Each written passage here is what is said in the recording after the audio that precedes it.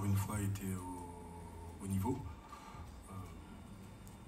Mais je dirais qu'il y a peut-être d'autres joueurs qui ont tenu leur rang, mais pour qu'on puisse obtenir un résultat aujourd'hui, ou ne serait-ce que les faire douter, il aurait fallu que tout le monde soit à son top. Et ça n'a pas été le cas. Après, je peux le comprendre, après les efforts qui ont été fournis à Metz. Ma question, ce serait de poser la question aux joueurs en leur demandant s'ils ont vraiment joué leur finale comme ils devaient la jouer. Et c'est peut-être le petit regret. Maintenant, il n'y a pas l'air d'avoir de blessés. On fera le point demain matin.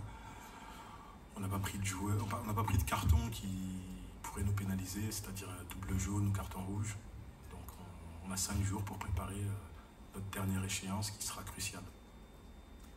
Bonsoir, Emmanuel Baranguet pour l'AFP. Est-ce que je peux vous demander, s'il vous plaît, comment vous avez trouvé le PSG? Vous en avez déjà parlé un peu, mais est-ce que vous pensez qu'ils sont prêts pour la finale? Est-ce que vous souhaitez qu'ils la remportent, cette finale, samedi prochain? Je souhaite avant tout qu'ils la remportent, évidemment. Je les ai trouvés largement supérieurs à nous, mais je pense qu'ils ils auront affaire à un adversaire qui leur opposera une résistance autre que celle qu'ils ont eue aujourd'hui.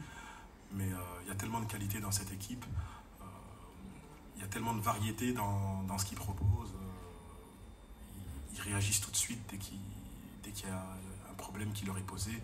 Quand on défend à 4, ils amènent 5 joueurs sur la ligne, notre ligne défensive. Quand on se met à 5, ils emmènent un 6e. Ils ont des joueurs qui arrivent de l'arrière. Ils ont des centres angles de surface à l'opposé. Vraiment une palette pour pallier à tout type de défense. Donc ici, c'est vrai qu'ils auront affaire à une défense de l'Inter très solide, normalement à 5 aussi. Mais je pense qu'ils ont toutes les armes et toutes les qualités pour pouvoir y faire face. Et ramener cette première Champions League à Paris. Bonsoir coach, tout au fond. Bonsoir. Derrière les caméras. Oh, je vois rien, je suis... Adrien Marchand pour l'AFP. Qu'est-ce que vous avez dit à vos joueurs à la fin du match où vous avez longuement parlé avec eux en cercle? Leur dire de lever la tête déjà. Parce qu'ils n'ont pas baissé les bras, ils n'ont pas abandonné, il ne fallait pas qu'ils soient tristes. Et surtout qu'ils regardent en phase 2 parce qu'il y avait 20 000 personnes, 20 000 Rémois qui étaient venus juste pour eux, pour les soutenir. Et qu'il fallait aller profiter de ce moment. Parce qu'on aura besoin de ces gens-là jeudi. Et qu'ils y aillent la tête haute à partir du moment où ils estiment qu'ils ont fait le maximum. Ils n'ont pas à rougir de leur prestation, même si c'est une défaite qui est lourde.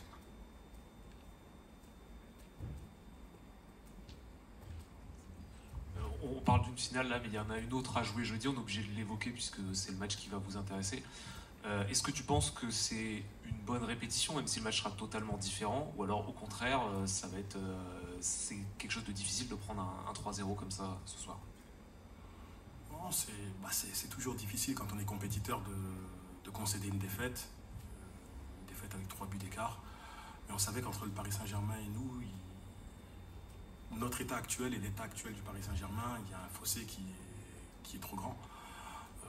Peut-être que si on avait disputé uniquement cette finale, sans les barrages entre les deux, c'eût été différent. Mais en l'état actuel des choses, je pense qu'on ne pouvait pas espérer grand-chose. Et c'est pas être défaitiste, c'est juste réaliste. Quand on voit la qualité des adversaires, c'est une autre... On ne boxe pas dans la même catégorie. Plus de questions? Si.